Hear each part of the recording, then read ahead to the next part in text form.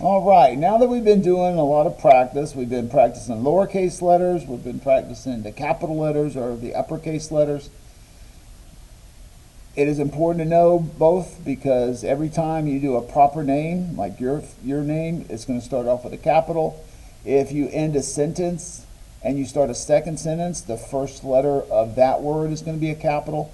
So you have to use capital letters, and you don't need to start working on your signature until after you get your capital letters done.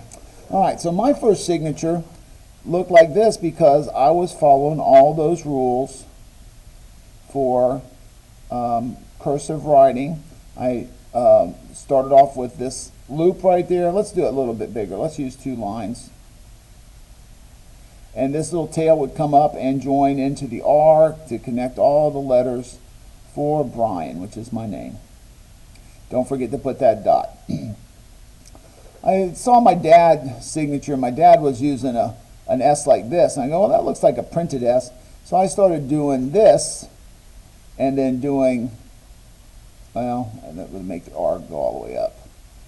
Use these lines so that you keep all of your letters the same height. So I saw my dad, and he was doing letters. His name wasn't Brian. He was doing this S for Steve.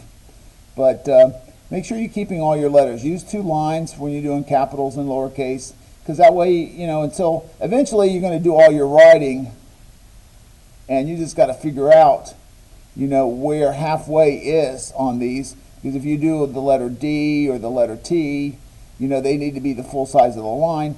So at first we practice, we'll use both lines so that you have a guideline in the middle to show you how tall the parts of your letters that are below and above are, and if the letter goes all the way up, or if the letter is the cross for the letter T should be.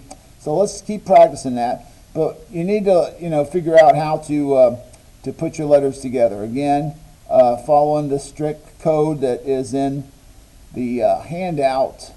All of the letters are joined right here with those little pieces that lead you from one letter to the other. You don't have to pick up your pen. It's faster than printing. So now my signature, when I was in college, is I'm going to be signing a lot of stuff, so I need to figure out how I can do it quicker. So I started doing that. So now when I do my signature, I do my B this way, and then I start my R inside. There's my R inside. And you know, this is a little flourish that you can all, after you can master this, you know, this is what I was writing like in 3rd grade. In high school, I was making those capital letters like this. You know, the letter P would be like this. And then, you know, and there's different fonts, different letter styles for letters. My mom's letter P was like this. And the B was like this, you know, this big areas over here. Just a different style. You'll figure that out. There's all sorts of examples on the internet of different letter styles called fonts, cursive scripts that you can use. But for the most part, when you're done, you know, practicing all of your capital letters, you're going to need to work on your signature. So here was what my signature looked like when I was in, and see, I just stopped here, and I didn't join those. So let's bring this down a little bit closer. When I do the B, you're supposed to bring this tail over and start your R. Well, sometimes, you know, if I do that, instead of drawing all this, I'll just start right here next to it. And people will know that these letters that are next to the capital all go together. That's probably why when I do my signature now, I'll start my R right in here inside the B, so that they're connected. So you don't always have to do this, and you can do this, and you're going to decide what your own style and flavor is. So you can see you're keeping the pinpoint down on the table.